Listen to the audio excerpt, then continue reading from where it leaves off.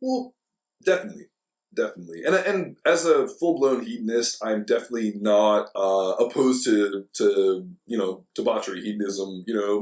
Drinking and partying with the locals is definitely a cherished experience in my journeys. I guess what it comes down to for me is Fiji's a really good example. People's grandfathers, maybe great grandfathers, more so. Cannibals maybe ate over 400 human beings in their life. Yeah. So to me, I find cannibalism to be fascinating, and I don't, and I know it was something that did exist, and colonialists, kind of put a kibosh on that. But Fiji's a funny place. It's probably some of the happiest people I've ever met in the world. The most lovable. I came back 2 years later. Everyone remembered my name, and we're just hugs. Tender. Hold your hand while you walk down the street. You come home. I played pool with a guy, and he invited me to be in his wedding party after playing a game of billiards over at a bar. I mean, or another person invited me to a funeral of his child after just having a beer. On the other hand, you go to a city like Suva, which is the capital of Fiji, and it's actually the child prostitution mecca. I mean, it is. It is. I lived there, for a year. I returned a year later, and I found it. I didn't even. I mean, I was. I didn't know that, and that was a really harsh reality because it's like, wow, how these beautiful people have been corrupted and by Westerners. That was totally not something that they had before that. And it's really, I mean, as a sensitive person, as a compassionate person, it was heartbreaking to find out about that because a lot of those kids end up in mental institutions for the rest of their lives. And it's a cold reality to the potential impact of tourism, sex tourism, whatever you want to call it. I mean, I'm not pointing any fingers at any particular culture, but in terms of sensitivity, it, I was blindsided. I was absolutely blindsided. It was nothing I could have ever anticipated that could be that dark in a place that really exudes that much light and that much joy. Let me put a scenario in your head and see how you would react to something like this because um, I'm sure a lot of our listeners out there would have different ways that they would approach a topic like this. You can't travel without running into a dominating force while traveling, which is religion, and everybody in different parts of the world respects different laws and their different beliefs. But I noticed something for us that we came across while traveling through parts of Indonesia, which is a very Muslim country. So they abide by different levels of Sharia law there. But as tourists, I'm not quite sure where the line gets drawn. But my example here is in spending time at a beach hut kind of resort ecotourism situation in Sumatra. We were instructed by the people there that if you're going to use this beach here, the women need to be covered up. They can't go out in their bikinis and they can't go out, in the ocean that way. It's just not culturally sensitive. If you want to go out in your bikini, you need to go and use the private beach, which is, I don't know, it was about a mile walk, down the beach in a kind of secluded little cove. So now my question to you is, you're a highly sensitive person, you're traveling, you want to kind of, do you obey the local customs of how it's going, or do you also are a person of hedonism and debauchery, like you said. So a woman in a bikini, fine, go be you, it's on them. Where do you kind of stand on something like that? Having grown up part of my life in France, where every kid's naked until they're 11, until they have hair, pretty much everywhere. It's to me being naked is comfortable. It is my preferred method of swimming. It is my preferred method of sleeping. It is my preferred method of tanning, if I may. But as a person who's been to some rather conservative countries, it's not like, even in America, quite honestly, you can't just go and be naked everywhere. And it has less to do with yourself and your comfort zone, but just the respect of other people. we have this whole debate about breastfeeding in public in America, which I kind of roll my eyes at in a lot of ways because it's like, oh, well, the children, it's like, well, that child was sucking on teats, 3 years ago. There's no sexualization of it to 8 or 9 year olds. Anyway, sorry to take it on that tangent. So to me, as a person who does love to sunbathe and swim naked, I gotta follow the rules. I mean, it's one thing to go skinny dipping, a bit hammered with a bunch of people late at night, and you kind of just leave your clothes on the beach or whatever. But I think outside of that, you gotta respect the customs. You gotta do your research even before you go.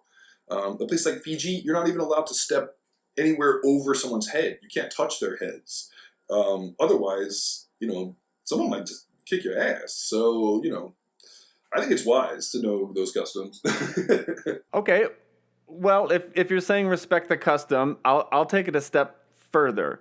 So you're traveling in Africa now, and let's say you're staying with some local tribe somewhere, and they practice the form of female genital mutilation.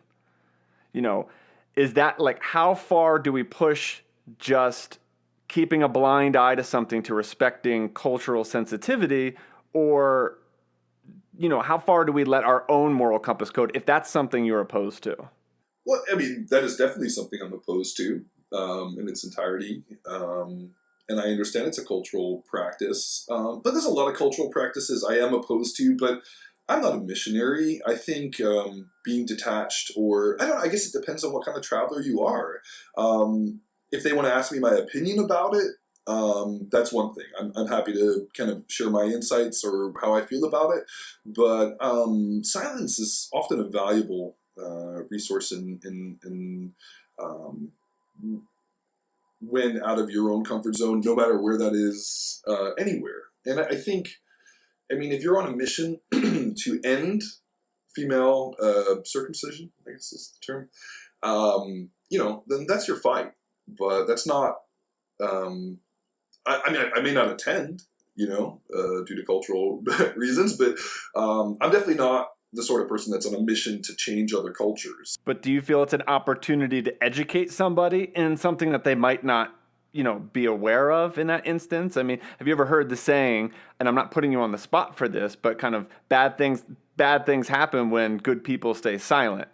So there's a level of cultural sensitivity to things, but then there's also an opportunity to potentially educate somebody and having just a normal discourse about, their practices. Yeah, I would welcome them to bring that to my table.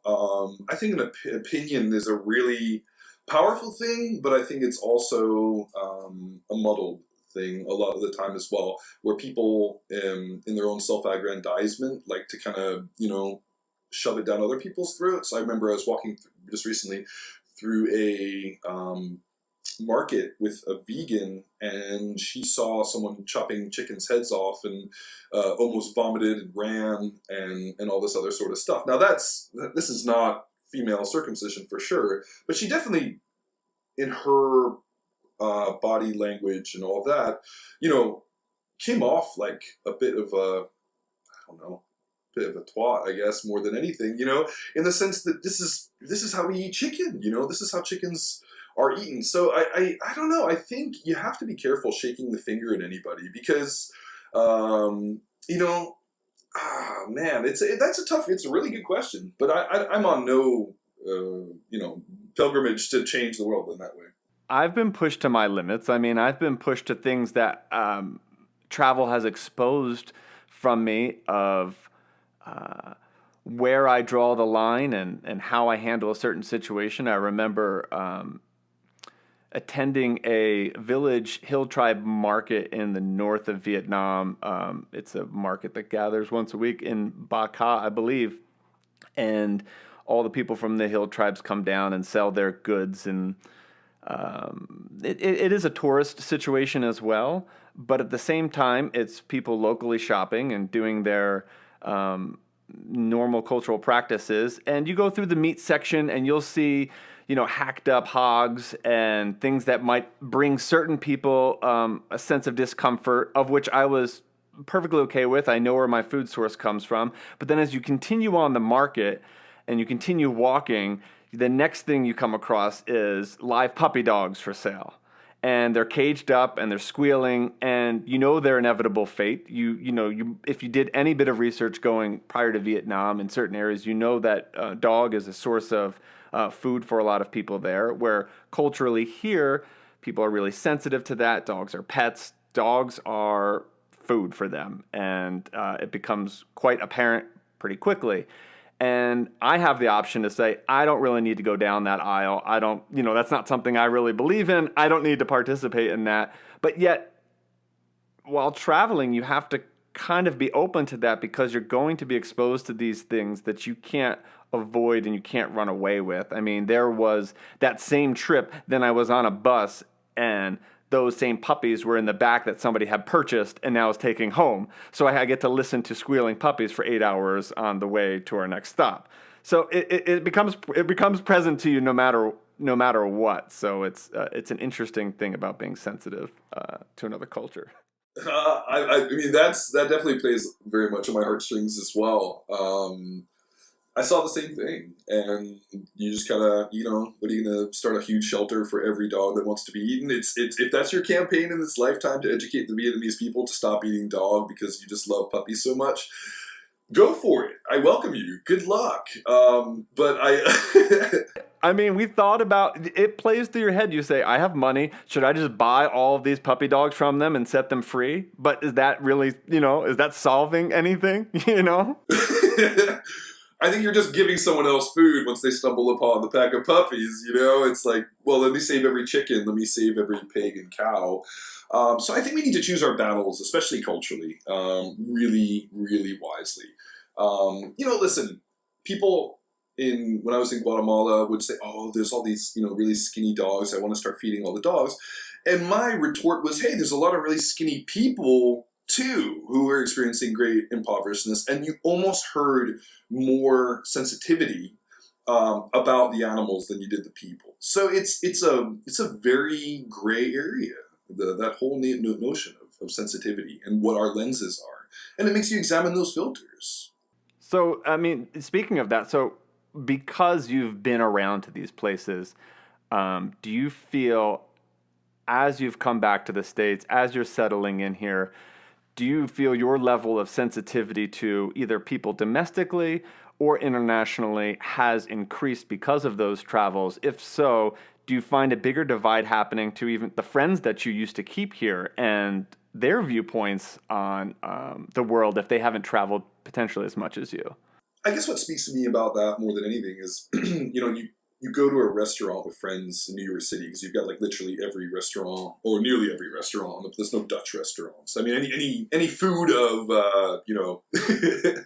of cultural, let's say, significance of like a like Ethiopian, Mexican, blah blah blah. And you order off the menu, like, do you have any, da da da. You have your thank yous, you have your pre-prescribed phrases and ordering techniques. So to me, in that sense, when I see a Vietnamese restaurant, and I'm like, oh, they have bumble hue, that's where it all kind of sparks back, as well as walking down the street and picking up languages that people are speaking, and ultimately being like, boom, they're from there, or wherever.